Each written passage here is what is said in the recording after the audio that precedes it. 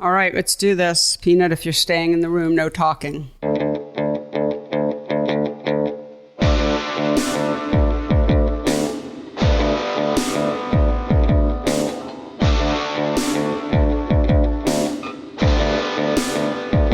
Hello, and welcome to the PhotoWork podcast, the talky and touchy-feely version of my book, PhotoWork, 40 Photographers on Process and Practice.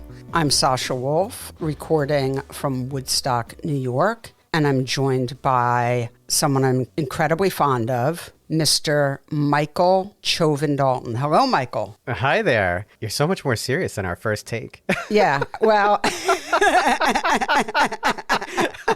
For those listening, we probably just did a 20-minute intro that we're not going to air. Yeah, it was actually, I think, about 7+ minutes, and it was so goofy and so there was no way to relate it at all to what the podcast is actually about. It had nothing to do with the podcast. Yeah, and yeah. And basically, I don't know about you, but I think I forgot we were we were just having a conversation. Oh, I wasn't even looking at my notes or anything. No. I had mentioned that I had gone to this super cool lumberyard to pick up some green wood for woodworking, and you're an amazing woodworker, and we got off topic. So, all right. So this is number 2, and I was trying to be serious. So anyway, hi, how are you? Oh, doing all right. Yeah, I've actually been doing quite a bit of work around the house, and that's how we got off topic. But yeah, I do love working with my hands, making things, and I know you do too. So I do, and that does go hand in hand with photography. So it does. Yeah. So got to get you up here. You still haven't been here to the new place, and I know. I have a new woodworking shop that I've just gotten set up. So you got to come up, and we'll make some toys for Santa. Yeah. So before we get into the show, which I really want to talk to you about, we haven't had a chance yet to talk about it since you finished editing, and I love this episode. But I just want to remind people that our sponsor is Picture House in the Small Darkroom, and we are always announcing events that they have coming up. But just remind people that they're an amazing post-production facility, and they're actually doing another job for Sasha Wolf Projects. One of my artists right now. It's not unusual. We work with them a lot and love those guys. Yeah. So they do so much there. They're so proficient in so many different categories. Yeah, I mean, film processing and post-production and printing. And, they really do take pride in printing. Well, they're making some gelatin prints for me right now. So. Oh, that's fantastic. Yeah. I mean, just talk to them about a job and you'll get the sense that they really love what they do. Oh, totally. I mean, holy cow, that goes without saying, or maybe we should be saying it. But when we go over there, those guys their energy and attitude about what they do and about this community is so fantastic. I mean, I just love being associated with them because I feel that way too, and you're that way too. And it's like real true camaraderie and partnership and whatnot. So much love to those guys. Yep. PHTSDR.com, picturehousethesmalldarkroom.com. All right. So today's episode was a conversation that I had with the head of photography, the head curator of photography at the Virginia Museum of Fine Arts,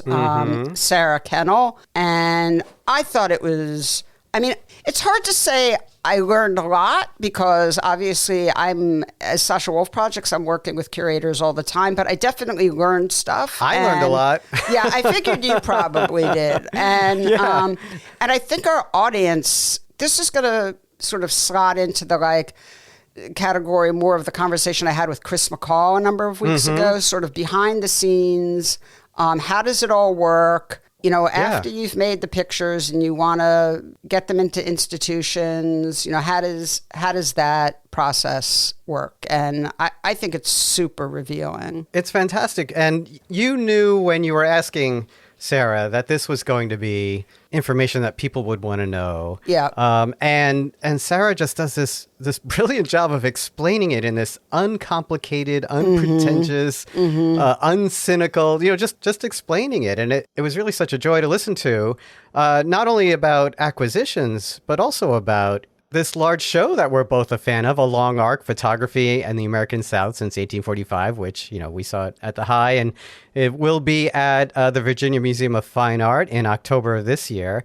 And, you go to a show like that, you kind of you see it all on the wall and you take some things for granted. But the process of this collaboration and creating the show and then taking care of all the little details of when it has to travel and maybe traveling to venues that are completely different, how that's all done. Absolutely. Yeah. And it's been at the Addison Gallery. And so, it's, obviously complicated when it goes from a place that's one size and laid out one way to a place that's a totally different size and laid out a different way. And you have somebody else's, you can't just disregard another curator's point of view, right?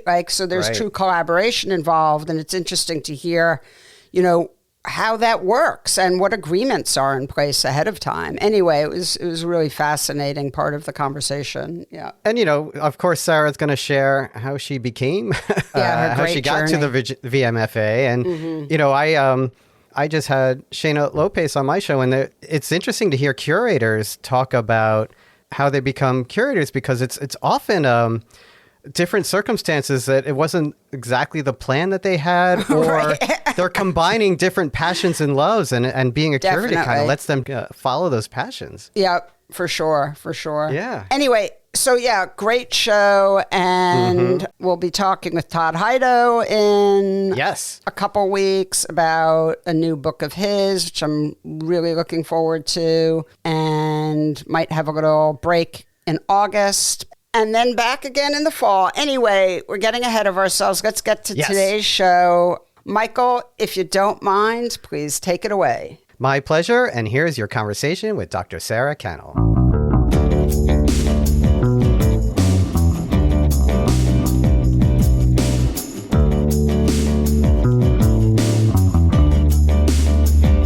Sarah Kennel, welcome to the PhotoWork podcast. It's great to have you on. I was really looking forward to speaking with you today, so thanks so much for joining me. Oh, it's a pleasure to be speaking with you, Sasha. So, Sarah, as you hopefully know, we start every podcast with guests' biography. So tell the audience who you are and how you got to be where you are now and what the journey's been. Sure. So I am currently the Aaron Siskind Curator of Photography and Director of the Raysor Center at the Virginia Museum of Fine Arts in Richmond, Virginia. And I have been in this position for about 3 years. My path here was a little circuitous. I actually never intended to become a photography curator. And I think in many ways, I have kind of like imposter syndrome. Maybe 20 years into being a curator, I'm, starting to get over that. But I always loved art and art history. When I was in high school in Los Angeles, I took an art history class and everything kind of clicked for me. I remember, doing these slideshow tests, and I couldn't figure out why other people had problems with, remembering pictures or being able to tell the difference between, medieval and Renaissance painting styles. So that led me to study art history at college. And I went to Princeton, where ironically, it was a powerhouse of, both history, photography, and photography practice at the time. Of course, Emmett Gowan was there teaching. Did I take a class with him? No. Peter Bunnell in the history of photography. But I think at the time, I was much more focused on kind of the Renaissance to Renoir. And I think in the back of my mind, I had some idea that if you were an art historian, you could sort of get free trips to Europe. That was definitely a motivating factor. I didn't realize that if I had become a, banker, I could have had much nicer trips to Europe. But anyway, I don't regret my choices. And then I graduated from Princeton with a degree in art history, focusing on sort of 19th century French art. And I was really fortunate in that I had a wonderful mentor there, Petra Chu, who kind of encouraged me to think about graduate school. And after a year, I had a couple actually amazing internships. One was a summer internship at the Met where I was paired with another intern, and we were essentially given the keys to the kingdom. Our job, and I cannot believe they allowed two 21-year-olds to do this. Our job was to do an inventory of all the European paintings in the Met. So we were sent. Holy cow. Yeah. And this was, kind of pre-digital days. That's dating me. But so we had this copy of an old catalog, and not everything was illustrated.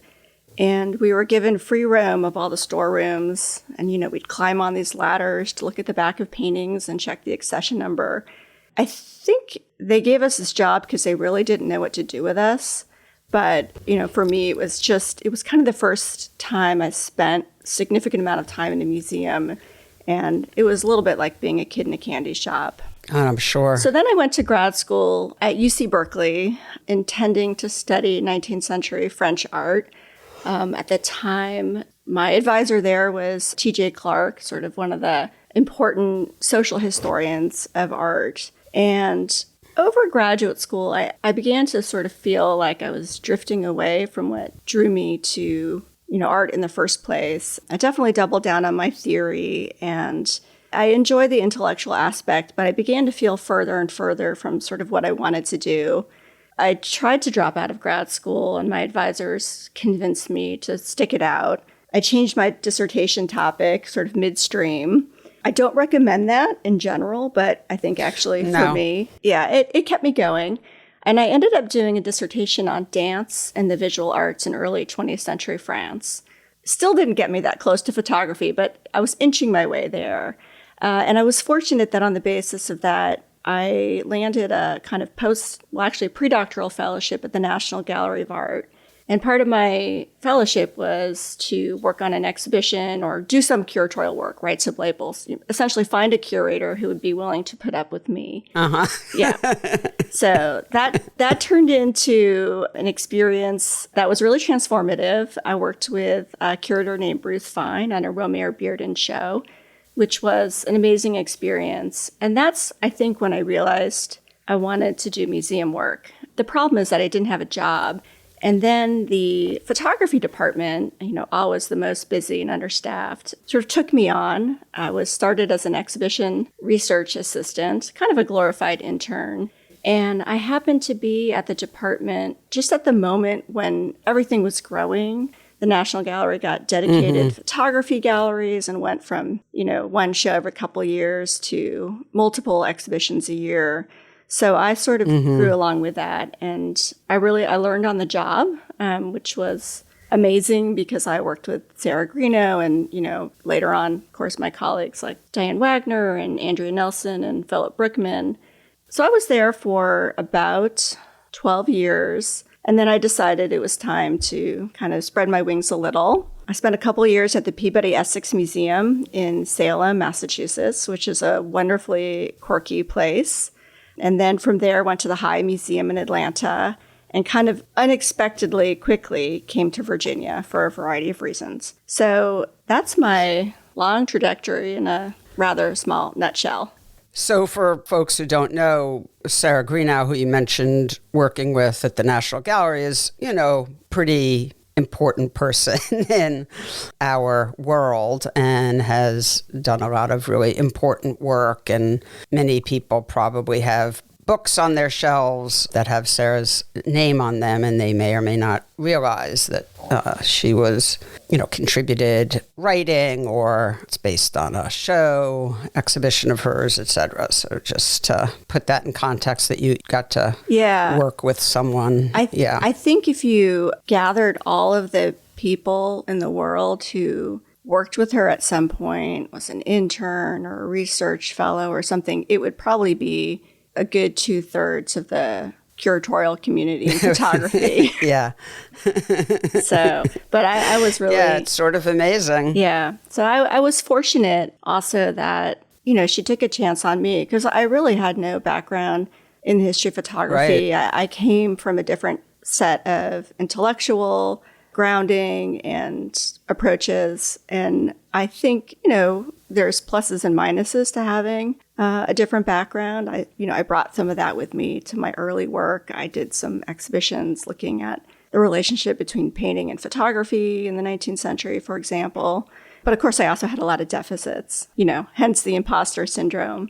But fortunately, in recent years, I've been able to really do a lot of different kinds of work and take that early training with me, but then kind of figure out what I want to do with it. This is a total digression, particularly as it pertains to this podcast and what it's about in our audience, but I'm just dying of curiosity.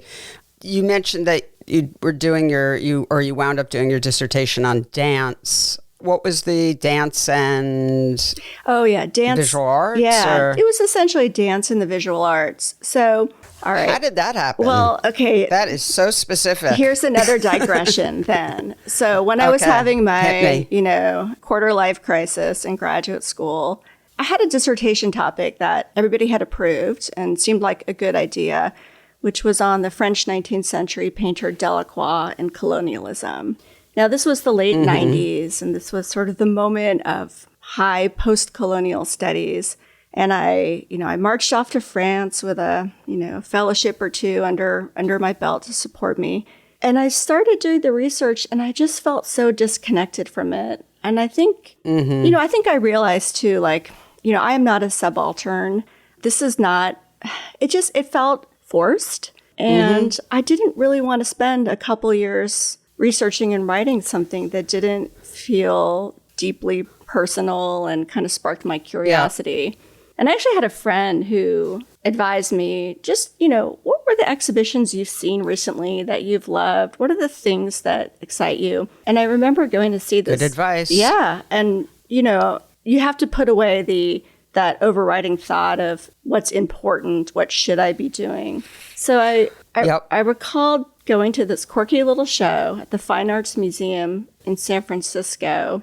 It was about a dance company called the Ballet Suédois, the Swedish ballet, that existed for about 5 years in Paris in the 1920s. And it really was a kind of more avant-garde version of the Ballet Russe, but you had choreographers, artists, designers, Picabia and Man Ray and Fernand Léger doing these crazy things for dance. And I loved it. And I realized, too, that, I think I had danced for many years, from probably the age of 4 through college, maybe a little in grad school. Yep. Well, there we go. That's important. Yep. It was a part of my life that I sort of put away for graduate school. And I didn't really see a connection between the two of them until I actually started working on it. And I realized that, I could write about choreography and the visual arts in a way that somebody who hadn't done both would be able to do. So I think that it really, the life lesson there is, throw out what you think you should be doing and figure out the things that you loved,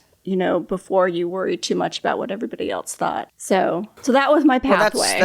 Well, I love that. And that's why I wanted to ask you about it, because I think that's really, really important. It is such a slog when you work on something that you think you should be working on. And it's such a joy when you work on something you feel passionately about. And that's obviously not the most profound thing in the world. It seems obvious, but yet we all fall into that trap on such a regular basis. And it's really important to just try and remember that, with passion for something comes greater ease. Yeah. It's a natural fit, right? I feel that all the time, when I have the opportunity to write, and when it's something I really love, the words come so much more easily. Not that they ever come easily, but it's it makes the difference. Just to close the circle on the dance thing, I remember, though, starting my career at the National Gallery, and, it's inching my way towards photography,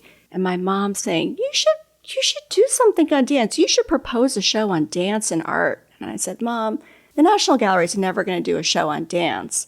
Well, in 2013, the museum actually took a major show on the Ballet Russe, and we sort of transformed it for the museum, and I got to be the curator on it. So my mom was right. Great. Yeah, that's the other lesson. Mom was right. Mom is usually right. It's annoying.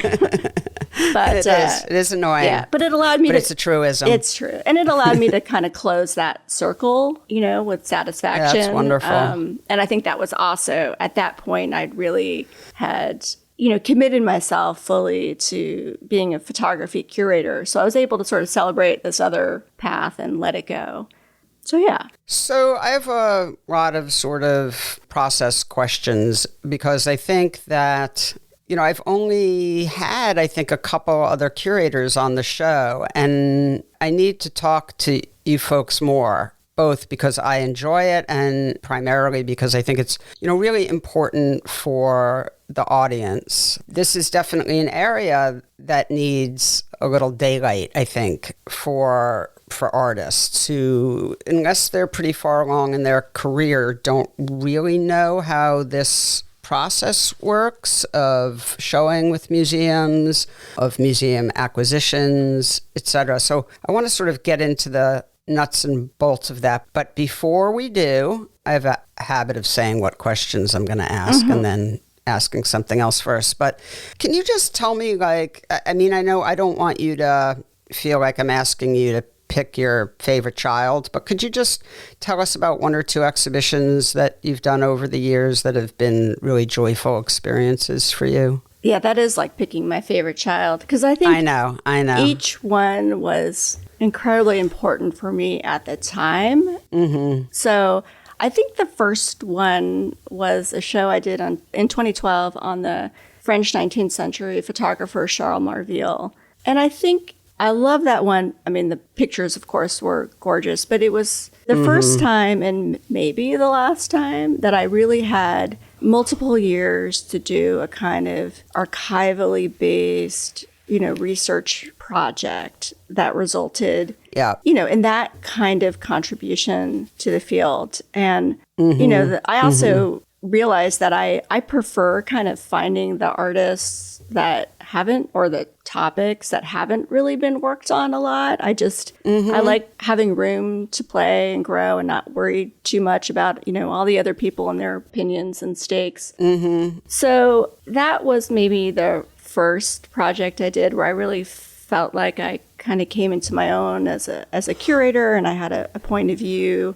But I also think the reality, and this sort of gets into that curatorial practice discussion, is that, most curators and most institutions, we don't have years and years to do these kind of scholarly projects. And so there's some loss to that, but then there's also a huge amount of gain because I'm constantly learning new things and being exposed to different ideas and different artists. I think the other two exhibitions, oh gosh, it's so hard. Now I'm going to think about all the ones that I'm not talking about that were meaningful. But you can email me later today or tomorrow, yeah, and we'll mention them. I'll mention one, which was a project that I had kind of launched right before I was leaving the National Gallery, and so then it became a collaboration when I was at the Peabody Essex Museum. And that was working with Sally Mann on a show called 1,000 Crossings. And I think for me, that was really critical because it was the first time I'd really worked with a living artist. And it's such a different practice, and it's got there's so many rewards. There's also complications. And that also was... Yeah, they have opinions. They have opinions. But, when somebody's dead, you can't ask them, well, why did you do that? But then you can also say kind of whatever you want. And if it sounds plausible, somebody will buy it. But, that was a really important show for me, not just working with living artists, but also addressing kind of complicated topics around, Southern identity, history, and race. And we were starting this in 2015, 2016, 2017.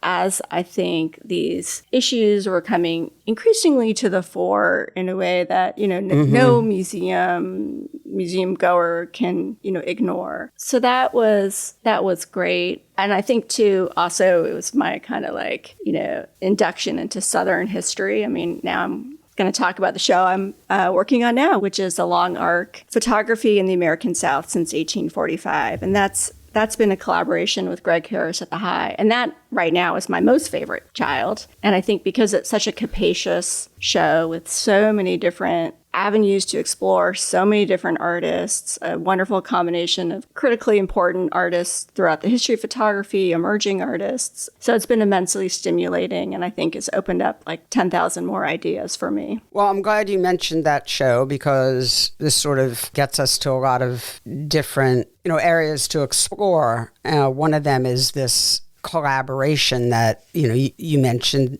the National Gallery and the Peabody Essex both working on the Sally Mann show, and now the High Museum and Virginia Museum of Fine Art working on the Long Arc and working on being involved with, however we want to put it. But, this is really fascinating, and I think this is something a lot of people really don't know much about. So I want to talk about it. I've had Greg Harris on the show, I think, a couple of times. And the last time I had him on was when I was down in Atlanta to see the show at the High Museum. And then we did an episode with Greg and Raheem Fortune, who was also there. And I love that show. I think it's really incredible. And proud to have some of Sasha Wolf Project's artists in the exhibition. So how does this work, where it's not as simple as the show traveling? It's that you're picking up a show and modifying it, or maybe this is a true sort of collaborative process. So how does this work from beginning to, let's say, end, even though I know you're not at the end, but you're getting there, you're coming down the home stretch. So how does this happen where a show opens in one museum, goes to another museum, but is altered and things change? And let's just tell me about this process. Well, I mean, first of all, I'll say that every exhibition and collaboration is distinctive. Mm-hmm, and of course, I'll also say, just as a general principle, as a curator, it's increasingly hard to do a major lone exhibition, or even a small one, that you want to travel without starting with partners from the beginning. And what I have been seeing in the field is a number of curators really forming these networks so that they can share ideas from the beginning. And I think that's amazing. When I started out, I just thought, I'm going to have a great idea and everybody's going to jump on board. And, that was, I think, the Marville show was the first show that I traveled. And I ended up having a pretty good tour, but it was a lot more complicated than I thought. So I, for both artists listening, but also, curators or people thinking, I mean, that is really, I think, the way to go. The collaboration on a long arc, first of all, it's been a total joy because I get to work with, like my best curatorial friends. But that started as, it actually initially started as a small collection show at the High Museum that, Greg and I were going to kind of put up in conjunction with the 25th anniversary exhibition on the Picturing the South commissions. This is a commissioning series that the High has done since 1996. And which is amazing, by the way. I mean, it's really phenomenal. Sort of like it's a unique among American museums for its longevity and for the range of artists. And then the show just kind of grew from there. In part, we were encouraged by our conversations with the editors at Aperture to think broadly. So we did. And at the same time, we were putting together this... Well, how does that happen? I'm going to back you up for a second, Sarah. So how does that happen? You just said... So just to be clear for the audience, this is when you were still a curator. Right. I think you were the head of photography at the High. Yeah. So in this case, Greg and I were at the High. Greg had already approached them, I think even before I started, about doing a publication on the Picturing the South series. Okay. As a book. And... I think they came back and sort of said, what would be really great is kind of like the history of Southern photography. And, at first that seemed completely crazy and overwhelming because there's just so many risks when you try to do one of those shows. Like either you're just doing the greatest hits or it's, why this, not that. It's everything but the kitchen sink. Yep. But I think, we sort of came back with that encouragement from Aperture, so thank you, Aperture, and began thinking about what it would look like to do a bigger show. This also happened right around the pandemic, and that actually changed our ability to travel as widely as we might have otherwise. We were on we definitely had some budget limitations. And I think in a strange way, those constraints actually made it a better exhibition because we kind of dug deep into the collections. We were sort of afraid of thinking that we had to have, this picture from here and that picture from there. So we began working on it, and at the point that I knew that I was coming to the VMFA, that was part of a discussion I had with the leadership at the Virginia Museum of Fine Arts, sort of even before I came. Like, this is a show I'm really committed to. I also think it's really great for Richmond. And, it's VMFA's photography collection is in some ways, there's a overlap with the highs. It's not quite as rich in Southern photography and not as big. It hasn't been developed for as many years, but there was a lot of wonderful congruencies. So that collaboration was actually pretty easy. And, maybe also they wanted to make their new photography curator happy. So we got it on the schedule.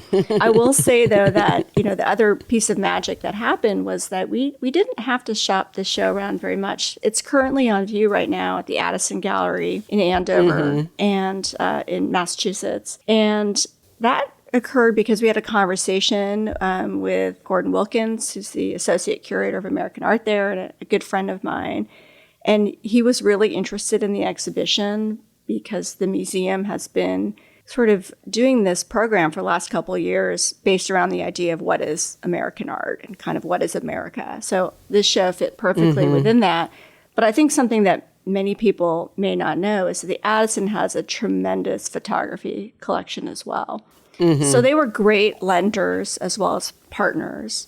So the show, in terms of getting the administrative details hammered out for 3 venues, was actually far easier than I had anticipated. How it changes between venue to venue, I think, that's determined by a lot of things. One is, of course, the space that you're going to show it in. And, if you're the curator who's organizing it and opening it at your venue, you tend to sort of shape it to what's going to fit in your venue. And then, the following venues usually have to kind of adjust. But what's fascinating to me is how different it looks, in 2 different venues. And this is really with every show, and different stories come out. The Addison has a very different layout and, just a different style of hanging. But they also included a tremendous number of works from their own collection in it to really show the strengths, for example, of their civil rights collection, of some of their work from, the FSA in the 1930s. So it was fun to see those works installed. And then I think at VMFA, we have a purpose-built exhibition space. So I'm able to design it a little bit more closely to what's in the show itself, which has been wonderful. Yeah. That will change eventually when we have, more fixed photography galleries, but I've had that opportunity to kind of shape it. It's also been an engine for me to build the collection. There are a lot of artists that I would have wanted to bring into the collection anyway, but having the opportunity to acquire them and show them, that's always an added bonus. So I think each of the institutions has been able to really show off some strengths of their collection, but also build around those collections. We tried to keep the general structure the same, so it's not a, schizophrenic, like it's not completely different shows. Right. But, we have probably a few more Richmond or Virginia pictures than some of the other venues for obvious reasons. We put in some early work, for example, by Emmett Gowan that he had made around the time of his senior thesis when he was in Richmond, things that have kind of distinctive meaning for audiences where we are. Like when the Addison decides to go into their collection and bring out and show more work from the civil rights era or from the FSA, as you said. Did they, call you and Greg and say, hey, this is what we're thinking about doing? Is that something that needs sort of agreement from everyone? Or once it goes to the Addison, the originators of the show, you and Greg Harris, no longer need to be consulted, or how does that work? No, we have, and this is pretty standard for most exhibitions, the organizing exhibition or the organizing museum will have a contract that kind of spells out the requirements for oversight. And that's a good thing for every museum to do, because you want to make sure that they're not completely decimating or changing the narrative of the show. So I think the language essentially boils down to, additions to the show and things that are being removed are subject to review, and, reviewing things like marketing materials, design, layout, paint colors. All of that is subject to review. And sometimes, some institutions really want to have a kind of standardized exhibition. They don't want to deviate very much from the original presentation. I think Greg and I are a little more laid back, and, both of us feel like more is more. But we also understand the constraints of every institution, has its own way of doing things and its own space, challenges or opportunities. So we reviewed it all with Gordon, and I think we made a few comments and suggestions when there were questions of, doing this or that. But, I think particularly when you're working with colleagues that you trust, you give them the grace and latitude they need to make the best show in their institution, because you're going to be on the other end of that at some point as well. So karma. Yeah. And I think from my perspective, it's actually kind of more fun. It's like fun to see, oh, look what happens when you add that, oversized Russell Lee picture, and it creates a new dynamic. The Addison had a wonderful series of kind of archival prints and book maquette by Peter Saker that created a focus in the show that hadn't been there at the High and won't be there at VMFA. And, the other thing I'll say is that we all have our audiences, and we also all have collectors and donors who want to participate in our institutions. So, we try to also make those moments happen as well.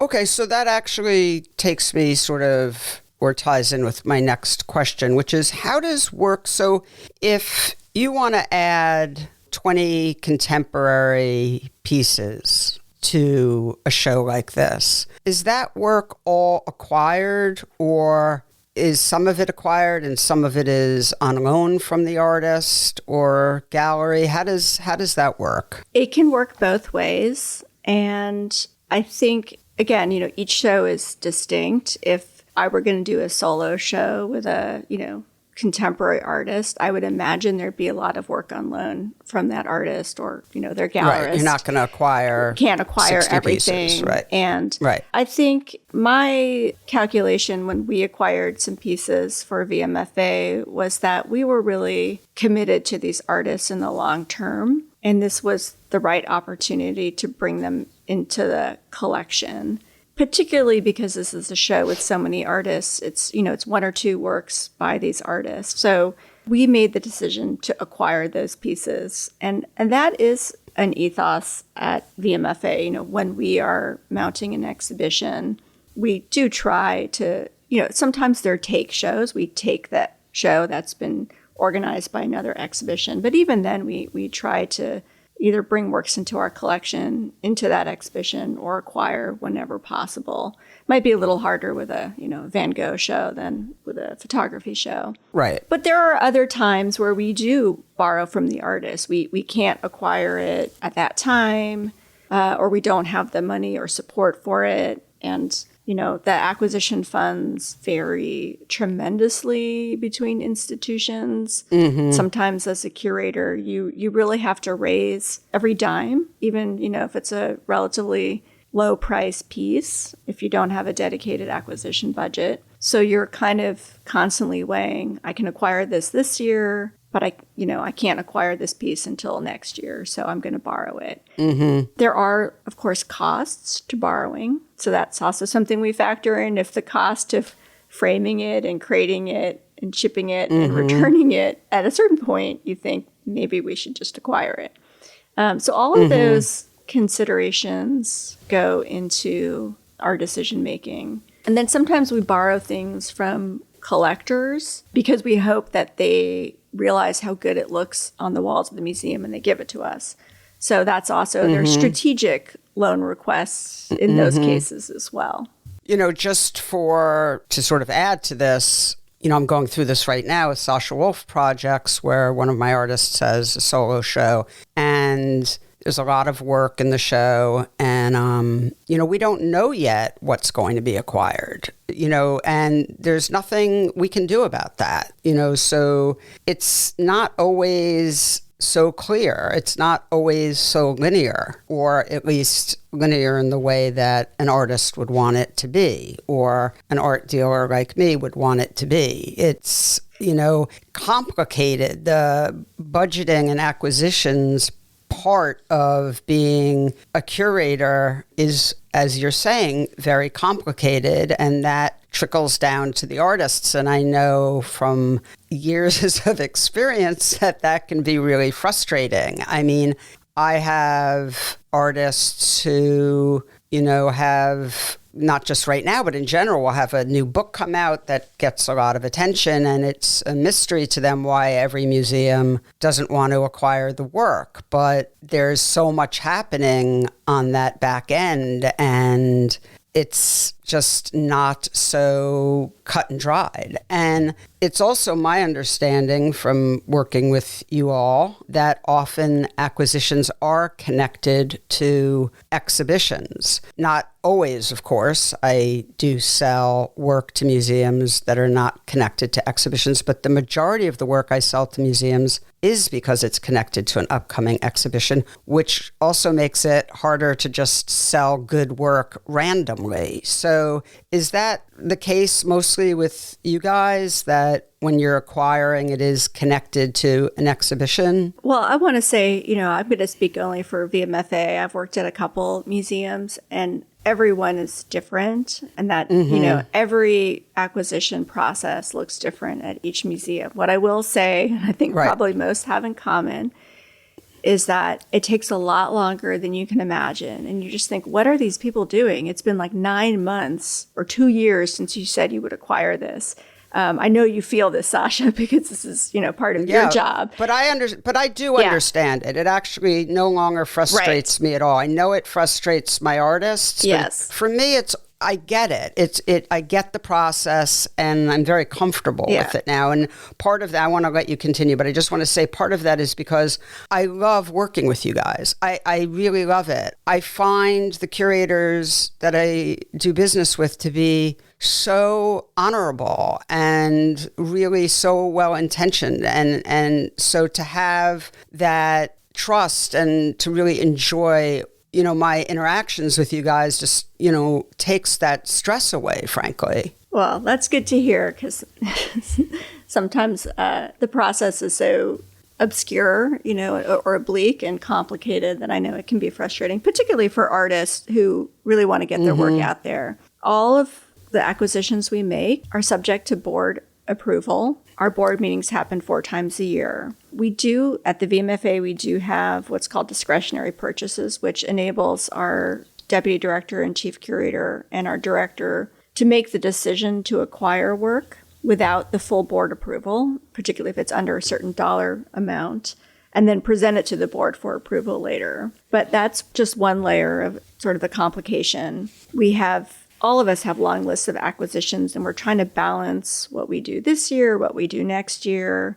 There are also considerations that most people probably don't think about, things like storage. Photography is getting bigger. A lot of it needs to be mounted, stored framed, and we're running out of space, although we're building a new photography center, which I'd love to talk about. But that sometimes just figuring out where something is going to go takes a long time. And then to answer your question about exhibitions versus, do we acquire randomly? I would say I really try to avoid the random acquisitions, although maybe sometimes there are things you come across and you think this is such an opportunity and I love this piece so much. I know that one day I will find a way to show it. But when I came to VMFA, I was asked to do what all curators are asked to do when they start, and probably a good practice to do every 5 years or so, which is to do a collection review and a collection plan. So you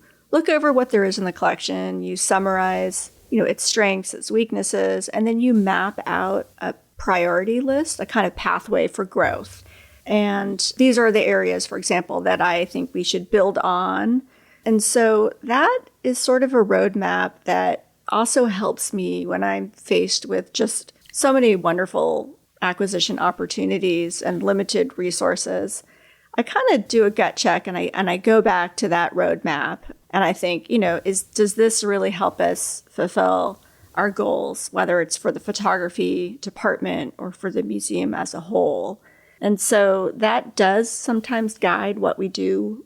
And then I think it's important to kind of revisit that roadmap every couple of years because everything changes. Museums change, collections change. You could receive a major gift that suddenly creates a new direction in your collection that now becomes a focus that you never had imagined before. And so, they're not, it's not a constitution, it's kind of a living document. But I do try to sort of refer to that. Oh, it makes sense. Speaking for me as somebody coming in as I'm the first official photography curator at VMFA, but of course the institution has been collecting photographs since it opened in 1936. I would say it's a history of sort of stopping and starting, but obviously has picked up momentum in the last 20 years. So there are still a lot of, I don't want to say holes to fill, there's a lot of connective tissue to build because the collection has not been built sort of as a photography collection, but as really important, interesting, critical work that relates to our American collections or modern and contemporary. And so I am also trying to figure out, when I can, how to build that connective tissue, a lot of which is historical material and, increasingly hard to find in some cases. Yeah, of course. Well, so tell me about the new photo center that you mentioned. Yeah. Well, I'd love to hear about that. It's actually, I should say, it's a stewardship center for all of our works on paper, photography and, prints, drawings. So part of my job is the Aaron Siskind Curator of Photography, and the other part is Director of the Raysor Center. Frank Raysor was a Richmond-born art collector. He actually lived in New York for many years and amassed a collection of about 10,000 works on paper, primarily prints. Oh my God. Holy cow. Yeah. And he pledged those to the museum in 2011. And he sadly passed away in 2022. And those works are now all part of the VMFA's collection. No wonder you have a storage issue. Yes. So we have right now a Raysor Center for Works on Paper. It's the repurposed old library. It houses some of our works on paper collection, some of our photographs collection, but we have works on paper and photography stored in kind of different pockets of the museum. We also don't have substantial photography galleries. So the museum is about to break ground on a major expansion. We're building a whole new wing for permanent collections for 21st century art, African art, and our American art collections will move over there. And that will vacate about 18,000 square feet in our 2011 wing. And that is all going to become part of I call it a paper empire. Right now it's all on paper, but we'll have 5,000 or so square foot photography galleries. So we'll have sort of very substantial, beautiful photography galleries. And then wrapping around that, a public study room to, for anybody to come and look at our photographs or works on paper.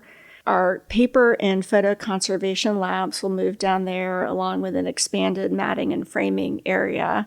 And then we'll have storage for both works on paper and for photography. We'll have cool storage for photographs.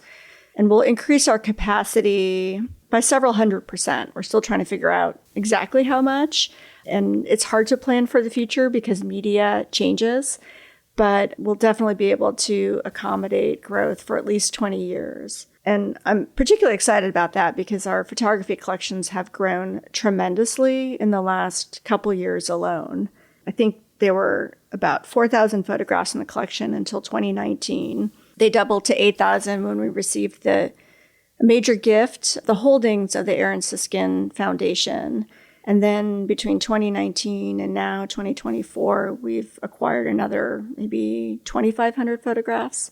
So we definitely need the space. Wow, that's really exciting. Yeah. Congratulations. Yeah, that must be so fun to be a part of. It is. Talk about, it's like anti-stagnant. It's just, that's really thrilling. Yeah. So we also, of course, I'm a little terrified by the idea of large photography galleries. We'll need to staff up. I'm hoping I'll be able to hire at least one young, energetic curator of photography, if not more. And, all those critical functions, the people who don't necessarily have their names on the books or, don't get to go on podcasts, but the people who really, I think, make the museum run are, art handlers, manners and framers, our collection managers.